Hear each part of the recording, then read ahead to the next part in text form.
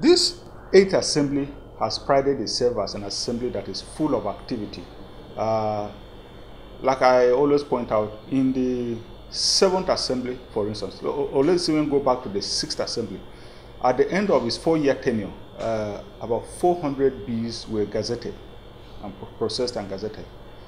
In the 7th assembly, the total number was over 600, slightly over 600. Now we are in the 3rd year, if you like, and we've gazetted 1,300 bills have been processed. Over 80 were passed last year, as 2016. And this year, we are passed about, in fact, we are passed, I should say about because something could happen today again. But so far, we are passed 67 bills this year, this 2017. And we have also processed about 278 motions this year. And 371 bills were introduced this year. 371. Of those 371, 10 were executive bills. The rest were private members' bills. And so the enthusiasm for the job is unprecedented, if you like, in this 8th assembly. And what started way back in 2015 is continuing. You know, this year the highlight, if I may put it this way, is we had a constitutional amendment this year, and the items have been sent to the states for their concurrence.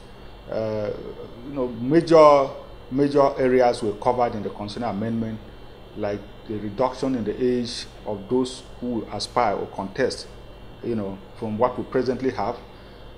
We also gave autonomy to the local governments and to the state houses of assemblies. If the states concur to, we will now have a different picture. You know,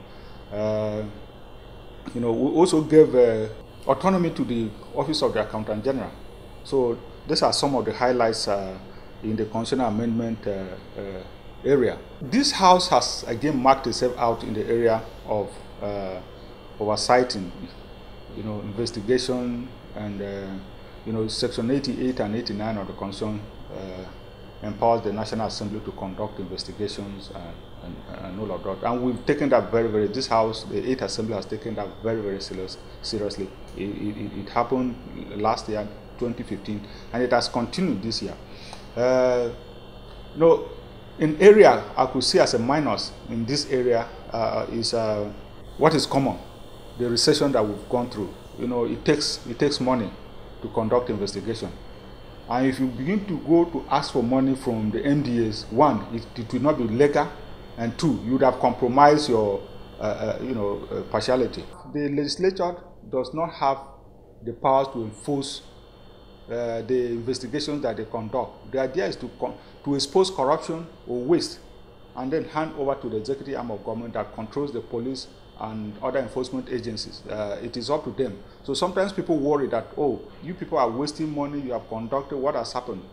We have our limitation. We cannot take over the role of the executive as allocated to it by the Constitution. So I think people should understand that we have our limits. We conduct election investigation, expose corruption, expose waste, and then rely on the executive arm of government that has the responsibility of enforcing that to do it.